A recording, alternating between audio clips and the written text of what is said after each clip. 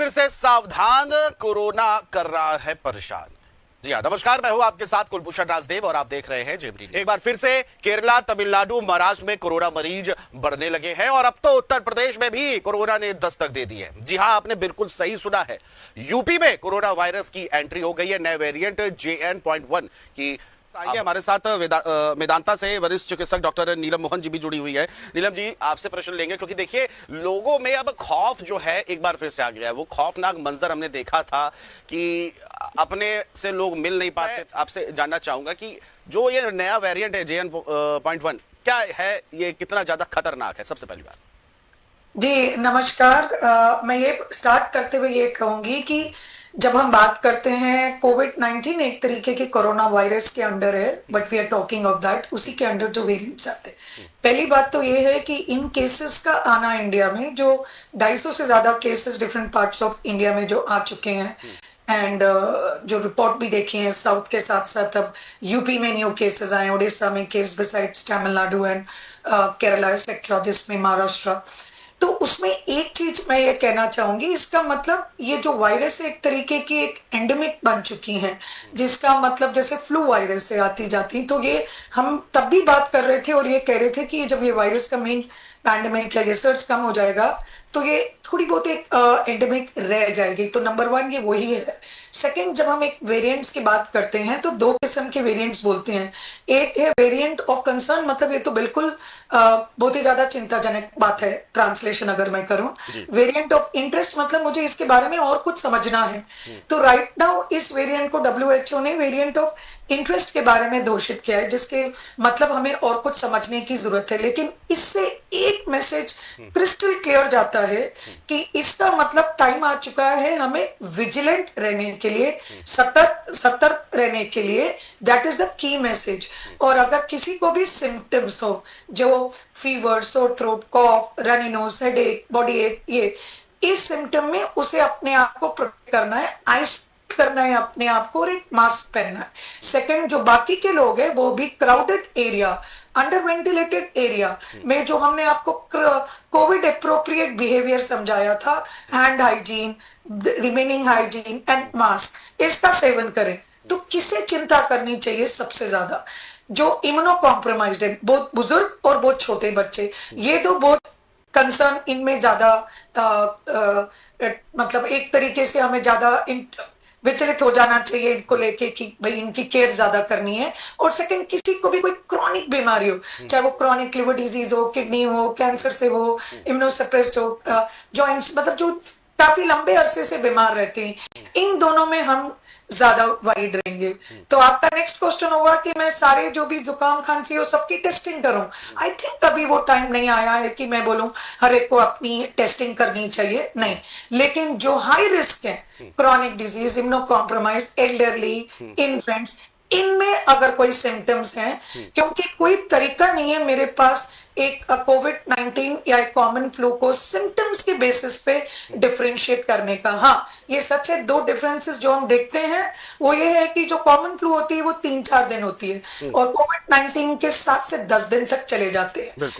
इनमें आपको you should be more alert in them and you should use mask. And क्या अभी time आया है बूस्टर डोज के लिए? वो मैं अभी नहीं बताऊंगी, क्योंकि गवर्नमेंट ने अभी इस चीज को नहीं, अभी ये फर्स्ट स्टेप है, क्योंकि जिनको वैक्सीन लग चुकी है ये वायरस कम सिम्टम्स करेगी उनमें। अब देखिए, लोगों में चर्चा भी होती है, जब हमें लोगों से बातचीत होती रहती है, जनता जो है वो जानना यही चाह रही है कि किसी ने 1 डोज लगवाई, किसी ने डबल डोज ली और किसी ने बूस्टर डोज ली, ज्यादातर लोगों ने नहीं ली। लेकिन सवाल ये कि अब लोग ये कहते हैं क्या फिर से हमें बूस्टर डोज लेनी पड़ेगी या फिर कोई सुपर डोज लेनी पड़ेगी या तीसरी कोई डोज अगर आएगी, अगर इस चीजों को लेकर के। अब देखिए, लोगों में चर्चा भी होती है, जब हमें लोगों से बात। पहले तो मैं 2 चीज का मैसेज दूंगी। नंबर 1 रिपीट करना है कि you need to be taking precautions, be alert, do not panic. लेकिन जिसको सिम्टम्स हो, कृपया करके अपने आप को आइसोलेट करे, दूसरों से दूर रखे, और दूसरे लोग भी अपने आप को wear mask, social distancing, crowded areas, में अपना ध्यान रखें। अब आया बात जिसको सिम्टम्स हैं। सिम्टम्स में कॉमन सिम्टम्स मैंने आपको बताए हैं, फीवर, सोर थ्रोट, कॉफ, रनी नोज, हेडेक, बॉडी एक, लेथार्जी, टाइटनेस। हाँ, टेस्ट का जो था वो सिर्फ कोविड-19 में देखा गया था, फ्लू में उतना टेस्ट का चेंजेस नहीं आते जितने उसमें। प्रोलॉन्ग सिम्टम्स वो 3 से 4 दिन, कोविड-19 यूजुअली 7 से 10 दिन, ये 2 क्लिनिकल। सेकंड आया आपको कि मैं किसको इन्वेस्टिगेट करूं, सारे लोगों को नहीं, लेकिन 4 लोगों के लिए मैं सजेस्ट करूंगी। नंबर 1, जिनको हाई रिस्क है, एल्डरली, इन्फेंट्स, क्रॉनिक डिजीज, कोई भी, चाहे लिवर, किडनी, हार्ट, कोई भी क्रॉनिक डिजीजेस, उनको अपने आप को सिम्टम्स में टेस्ट कराएं। सेकंड, जिनको मॉडरेट टू सिवियर सिम्टम्स हो, क्या मतलब, जो हमने पहले भी बात की थी पिछले कोरोना में, कि अगर आपकी सांस तेज चल रही हो, ब्रेथलेसनेस लग रही हो, सैचुरेशन कम लगता है, जो हमने सिखाया था, ब्रीदिंग डिफिकल्टी हो, उसमें अगेन हम टेस्ट की सजेशन देंगे। तीसरा, अगर आपको एक नॉन एक्सपोजर है, आपको लगता है आप किसी के पास गए और उसको बाद में कोरोना, तो नॉन एक्सपोजर है, आपको सिम्टम है, तो टेस्ट करना है। लास्ट, फोर्थ इज किसी कारण से आपका कोई सर्जरी होने जा रही है, ऑपरेशन है या प्रोसीजर है, इन दैट कंडीशन ऑल्सो, अगर केसेस में समटाइम्स ये रिस्क पेशेंट्स में चेक कर लेने में, forth is no harm, that is what we say. Routine screening we are not doing right now. इसीलिए कि क्या अभी टाइम आया बूस्टर डोज के लिए, ये कहना मुश्किल है। ये आप निश्चिंत रहें कि जो एक्सपर्ट्स है pan India, India is one of the place पूरे वर्ल्ड में जिसमें जो स्पीड से हमारे डॉक्टर्स एंड एडमिनिस्ट्रेटिव लोग काम करते हैं, वो काफी तारीफ लायक होगा।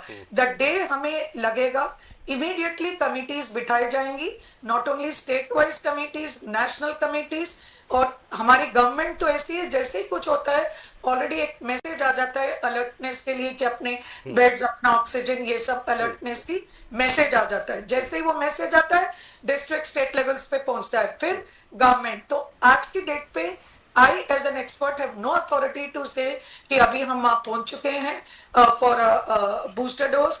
Late us all think before we make such comments. चाहूंगा इसके अलावा प्रोटीन डाइट कितनी हमारे लिए सही होगी, अगर हम कोरोना को लेकर के बात करें, अपनी डाइट को कैसे हम मैनेज करें? जी। इसमें मैं शायद 6 से 7 टिपिकल वेज जो मैं समझाती हूँ अपनी इम्यूनिटी बढ़ाने के लिए। नंबर 1, आपकी इम्यूनिटी बढ़ती है खुराक से, और खुराक में जो हमने पिछली बार बताया था, मैं दोहराती हूँ, विटामिन सी की जरूरत है, विटामिन डी की जरूरत है, आयरन, ओमेगा 3 फैटी एसिड्स, मतलब कि इन शॉर्ट जो आप खाना खाते हैं, वेजिटेबल्स होना चाहिए, फ्रूट्स होना चाहिए, सीड्स होना चाहिए, नट्स होना चाहिए। ये सारी आपकी इम्यूनिटी को खुराक के जरिए, खाने के जरिए अपने, जब मैंने विटामिन सी बताया, नींबू हुआ, ऑरेंज हुआ, लेमन्स हुआ, इस तरीके से बढ़ा सकते हैं। यूजुअली इंडिया में देखा जाता है कि हमारी डाइट बैलेंस नहीं होती, हम ज्यादा कार्बोहाइड्रेट, राइस, रोटी और उसी पे लगे रहते हैं। तो इसीलिए वेजिटेबल, फ्रूट्स, दालें, सीड्स, बीज इतनी सस्ती चीज है, कोई जरूरी नहीं है कि नट्स, बादाम, और मैं उस पिस्ता बादाम ही खाने के लिए कहूँ। Seeds is equally having a good source, जैसे फ्लैक्स सीड, चिया सीड, खरबूजा, तरबूजा सीड्स, ये जो सीड्स आती हैं, they are very good in source of this thing. Second चीज, हाइड्रेशन, अपने आप का हाइड्रेशन अच्छा बना के रखें, लिक्विड्स, पानी, ये सब हाइड्रेशन आपका अच्छा रहना चाहिए इम्यूनिटी के लिए। And next is sleep. Sleep is a very important item आपकी इम्यूनिटी बढ़ाने के लिए। जो लोग कम सोते हैं, sleep issues can also hamper your immunity. Regular exercises, इसीलिए आई थिंक ये सब एक तरीके से दस्तक देते हैं दरवाजे पे हमें याद दिलाने के लिए कि अपनी इम्यूनिटी बढ़ाने के लिए उसी टाइम कोई ऐसे इस तरीके से गोली खा के इम्यूनिटी नहीं, you have to work for it. और उस वर्क के लिए आपके एक long term diet, long term sleep pattern, long term exercise pattern, these are very important to maintain your immunity। and दूसरी तरीके से जो हम immunity बताते हैं कि वैक्सीनेशन हो गया, that is the other way। but जो आपके हाथ में, इसके साथ साथ स्ट्रेस मैनेजमेंट, देखा गया है कि जो स्ट्रेस रहते हैं उनकी इम्यूनिटी खराब होती है। And last but not the least, गोल घूम के बाद वहीं आ जाती है, अगर आप एक फिट है तो आप लड़ सकेंगे। अगर आप मोटे हैं, overweight, obese people, they have higher risk because उनकी capacity to fight illnesses, lung की प्रॉब्लम्स, ये कम रहती है। तो ये फिर से एक दस्तक है हमें याद दिलाने के लिए कि अपनी फिटनेस, अपनी डाइट, एक्टिविटी, स्लीप, ये सब अपनी सही रखें, because that is the way you can prevent complications in any illness.